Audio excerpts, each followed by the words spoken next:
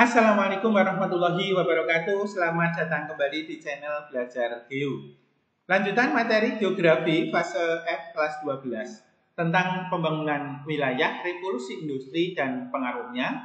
Dan pada video kali ini kita akan membahas perubahan perilaku keuangan sebagai dampak revolusi industri 4.0 dan masyarakat 5.0. Namun sebelumnya jangan lupa like, subscribe, dan juga bunyikan tanda lonceng.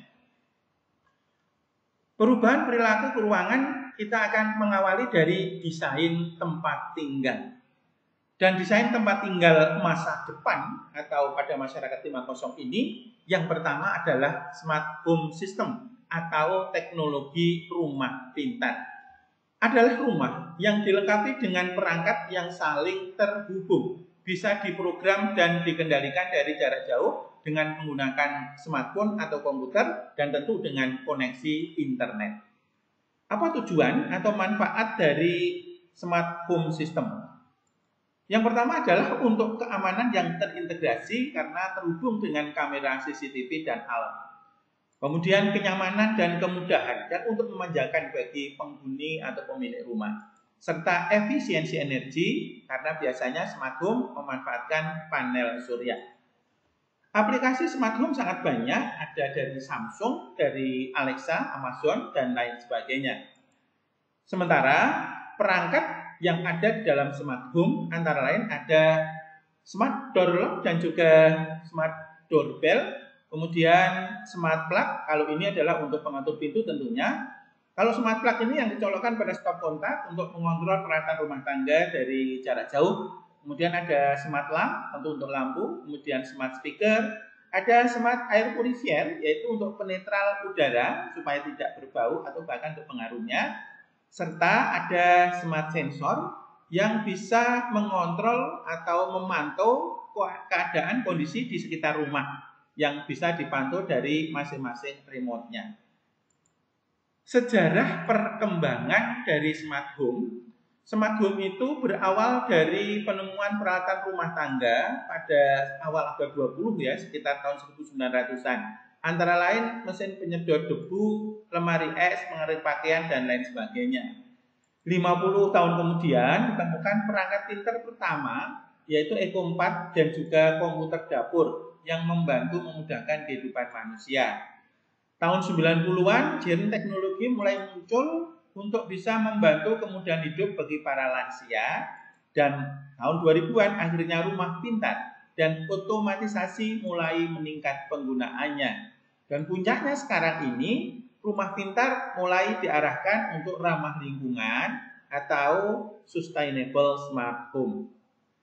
Kita lanjutkan. Desain tempat tinggal masa depan yang kedua adalah rumah terapung.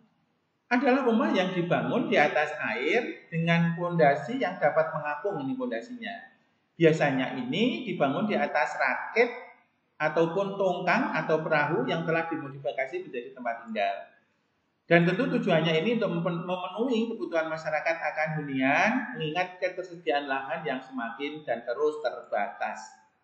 Desain rumah tempat tinggal masa depan berikutnya adalah rumah futuristik. Rumah dengan desain modern dan unik, serta penggunanya teknologi canggih tentunya di dalamnya. Dan rumah futuristik ini biasanya memiliki tampilan luar yang menggambarkan kecanggihan rumah masa depan. Dan inilah beberapa bentuk rumah futuristik yang luar biasa. Kita lanjutkan perubahan perilaku pada moda transportasi. Yang pertama adalah kendaraan otonom atau self-driving vehicle, yaitu kendaraan yang dapat mengemudi sendiri dengan bantuan teknologi sensor, AI, dan juga konektivitas internet. Tujuan atau manfaat antara lain adalah meningkatkan efisiensi jalan raya, mengurangi resiko kecelakaan karena jarak antar kendaraan bisa dipantau. Memberikan akses transportasi, ini contohnya ya. Ini adalah kendaraan otonom yang menghubungkan Bandara Tokyo dengan tempat atau shelter bus. Dan Indonesia tidak ketinggalan, di IKN sudah dioperasikan bus otonom yang bisa mengangkut penumpang massal dan berhenti di titik-titik tertentu. Moda transportasi masa depan berikutnya ada kereta LRT maglev, dan juga hyperloop. Kereta LRT atau Light Rail Transit adalah moda transportasi publik kereta api ringan yang beroperasi otomatis tanpa masinis. Jadi ini tanpa masinis, perbedaannya dibanding KRL dan juga MRT, LRT sama sebenarnya dengan menggunakan listrik tapi tanpa masinis. Ini adalah kereta yang menghubungkan antar tempat di dalam satu kota. Karena itu kecepatannya hanya sekitar 90-100 km. Sedangkan kereta maglev atau magnetic levitation adalah kereta yang menggunakan prinsip magnet dan berjalan melayang di atas rel, bergerak tentu sangat cepat, kecepatannya hingga 600 km per jam. Kereta ini sudah beroperasi di beberapa negara yang maju di Tiongkok, Korea Selatan, Jepang, Amerika Serikat, Prancis, Jerman, dan di Inggris.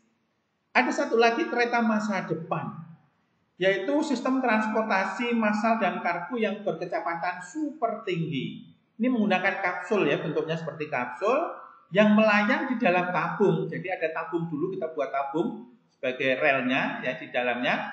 Kemudian meluncur kereta yang seperti ditembakkan. Karena di dalam tabung tentu udaranya bisa diatur dan ini akan dikosongkan seperti di ruang hampa udara.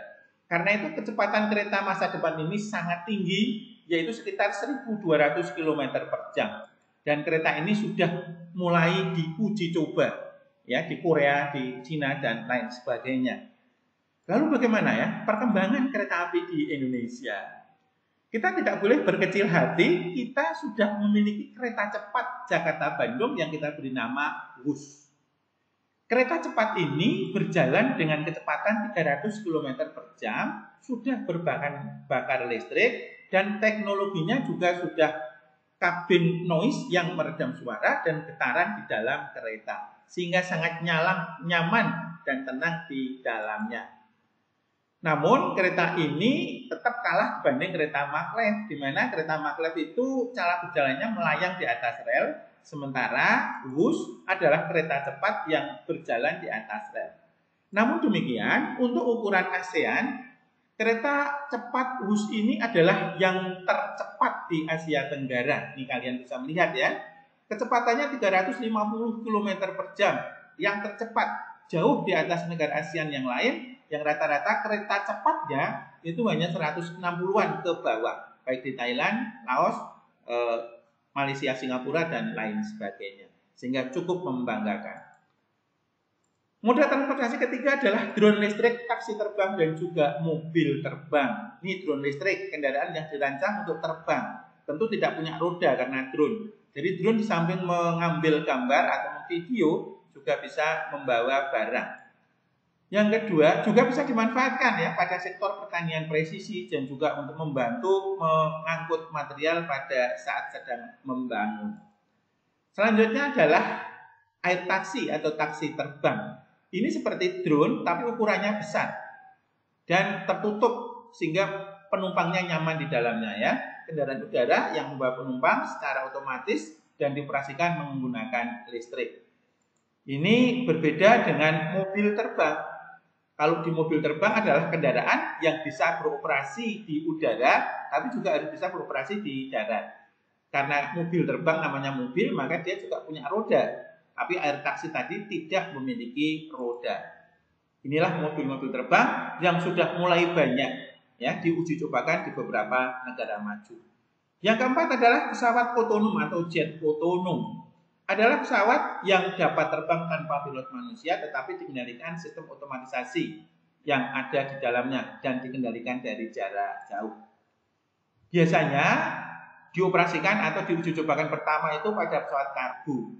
Namun juga ternyata Amerika Serikat melalui perusahaan startup Hermes, Quarter Horse ini adalah pesawat terbang dengan kecepatan tinggi pertama yang otonom ya, tanpa pilot. Dan pesawat otonom ini menggunakan teknologi super canggih, autopilot, kemudian navigasi yang sangat tepat ya, karena dengan bantuan satelit dan sebagainya, sehingga sangat tepat untuk menuju ke tujuannya. Yang kelima adalah kapal otonom, kapal yang berlayar sendiri dengan teknologi navigasi yang canggih, sistem kendali atau pantau, mesin yang lebih efisien berbahan bakar surya dan listrik, serta informasi digital. Untuk pertama kali tahun ini kapal otonom sudah mulai berjalan yang menghubungkan dua kota di negara Norwegia. Kapal ini wirawiri tanpa ada nahkodanya. Dan ternyata untuk menjadi kapal otonom ini melalui beberapa tingkatan, antara lain tingkat 1 itu untuk menjadi kapal otonom sempurna, itu adalah kapal otomatis yang masih dioperasikan. Meningkat kedua, kapal otomatis yang dikendalikan dari jarak jauh, tapi di dalamnya masih ada awaknya. Dan naik lagi ke tingkat 3, dikendalikan dari jarak jauh tanpa awak. Dan tingkat yang keempat, kapal otonom sempurna. Dan di Korea sudah mulai ada uji coba kapal otonom, bahkan Cina sudah membangun kapal Indo-otonom. Perubahan perilaku di dalam memanfaatkan energi, bahwa masyarakat 5.0 mendorong manusia untuk banyak beraktivitas, bekerja, dan kegiatan lain, sehingga energi baru terbarukan menjadi solusinya. Apa keuntungan? Yang jelas ramah lingkungan, tidak membahayakan, dan dapat terus diperbaharui. Kota cerdas dan masyarakat 5.0 memiliki hubungan simbiosis mutualisme. Mengapa demikian? Karena pada smart city membutuhkan penduduk yang levelnya adalah 5.0. Sementara masyarakat 5.0 ini akan mempercepat perkembangan dan pembangunan di smart city. Memanfaatkan energi masa depan antara lain adalah yang pertama energi surya, dan ini rajanya adalah Tiongkok. Kedua, energi angin atau turbin angin, dan Denmark menjadi yang terbesar. 3, energi air atau PLTA. Lagi-lagi Tiongkoklah yang terbesar. Salah satunya adalah bendungan 3 Ngarai yang dibendung di Sungai Yangtze, sungai yang terbesar di Eurasia, menjadi yang terbesar di dunia, mampu mencukupi kebutuhan listrik hingga 30% di negara Tiongkok. Yang keempat, energi biomasa, dan ini berhasil menjadi yang terbesar. Kemudian yang kelima, energi ombak dan pasang surut, Korea Selatan yang terbesar. Energi panas bumi, Amerika Serikat yang terbesar, dan Indonesia diawali tahun 82 di Kamojang, Kabupaten Bandung.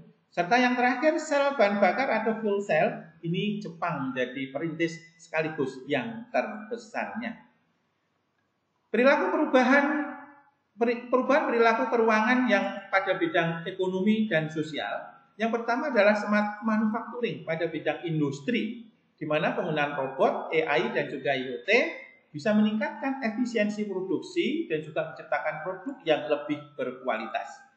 Pertanian presisi vertikal dan bioteknologi, ini pertanian presisi yang sudah kita bahas. Pertanian vertikal bertingkat juga sudah kita bahas.